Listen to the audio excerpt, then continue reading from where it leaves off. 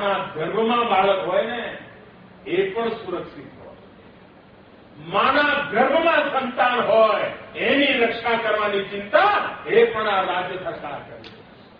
અને એના ભાગરૂપે સુવાવડી માતાઓને, પ્રેગ્નન્ટ માતાઓને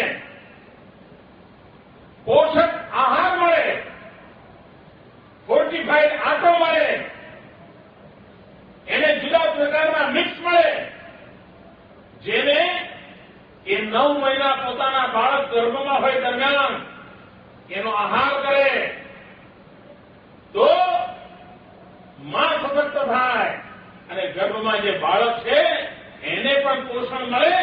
એના માટે આ સરકાર મફતમાં ગરીબીની રેખા નીચે જીવનાર પરિવારોને આ પોષણની વ્યવસ્થા કરી છે. બાળક જન્મે માતા રામ ભરોસે બધું થઈ જાય.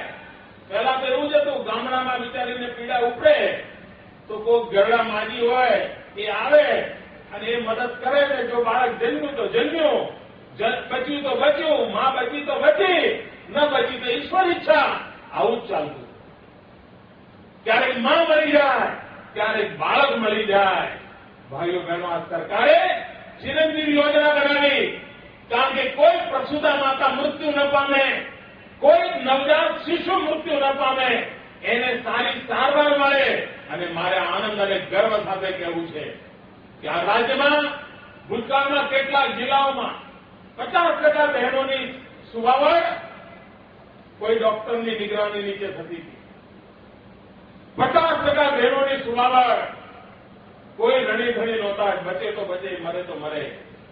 આજે સદનસીબે ગુજરાતના લગભગ બધા જ જિલ્લા અને દાહોદ પંચમહાલના છેવાડાના જિલ્લા 90% કરતા વધારે પ્રસૂતિ આજે હોસ્પિટલમાં થવા માંડી છે.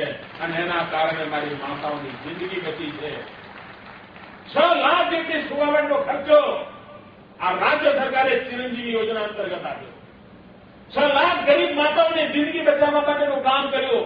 હજારો માતાઓ જો સરકારની યોજના ન હોત તો મોતના મુખમાં ધકેલાઈ ગઈ હોત, એવી હજારો માતાઓને બચાવી દીધી. હજારો બાળકો આંખ ઉઘડે પહેલા મૃત્યુ પામ્યા હોત, એવા હજારો બાળકોની જિંદગી બચાવી દીધી. આ કામ ચિરંજીવી યોજના અંતર્ગત કર્યું. બાળ સખા યોજના અંતર્ગત બાળક બચી જાય પણ પછીના 3 મહિના સુધી એને ઊંધી આંખ ન આવે, એ માંદું ન પડે, મળે નહીં, એની કાળજી રાખવા માટે સરકારે રૂપિયા ખર્ચ્યા. મારે જીવનની રક્ષા કરવી છે, એના માટેની મથામણ